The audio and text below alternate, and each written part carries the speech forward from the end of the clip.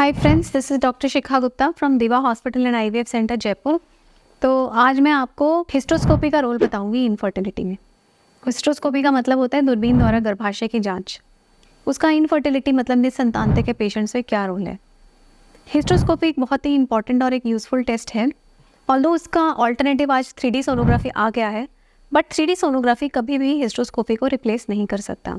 और मैं एडवाइस करूँगी कि हर पेशेंट जो आईवीएफ करवाता है उसको आईवीएफ के पहले हिस्टोस्कोपी ज़रूर करवाना चाहिए, क्योंकि आप इतना एक्सपेंसिव प्रोसीजर करवाते हैं।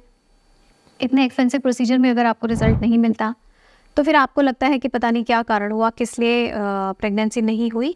तो वन ऑफ द टेस्ट, जब पेशेंट का आईवीएफ फेल होता है तो एक टेस्ट होता है हिस्टोस्कोपी, जिसमें हम पेशेंट को थोड़ा सा एनेस्थीसिया देके उसके गर्भाशय के अंदर एक दूरबीन डालते हैं, वजाइना से ही, थ्रू वजाइना ओनली।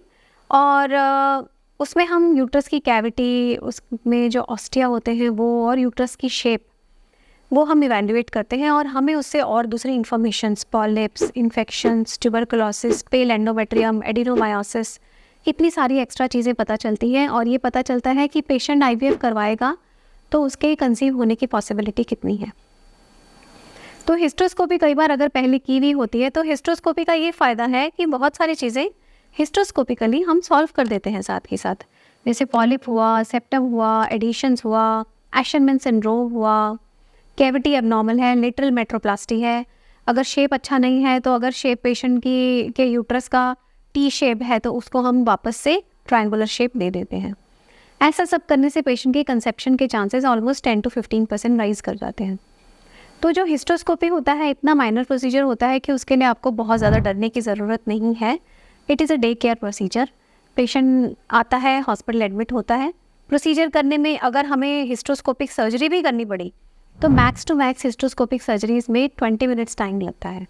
ज़्यादा जो लंबे केसेस होते हैं हिस्टोस्कोपी के, वो भी हम 30-40 मिनट से ज़्यादा प्रोलॉन्ग नहीं कर सकते, considering safety of the patient.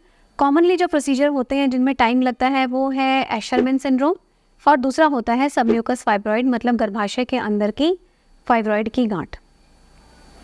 इसके अलावा हिस्टोस्कोपिक प्रोसीजर्स जो होते हैं उनकी वजह से जो कैविटी के अंदर की जानकारी हमें मिलती है उससे हम कई बार पेशेंट के आईवीएफ के रिजल्ट्स को मल्टीप्लाई कर सकते हैं। तो आई वुड से कि आपको अगर डॉक्टर्स आईवीएफ से पहले या समटाइम्स इनफर्टिलिटी ट्रीटमेंट करते टाइम अगर वो हिस्टोस्कोपी के लिए एडवाइस करते हैं तो प्लीज़ आप रेजिस्ट मत करिए, करवा लीजिए। It is very informative. Thank you.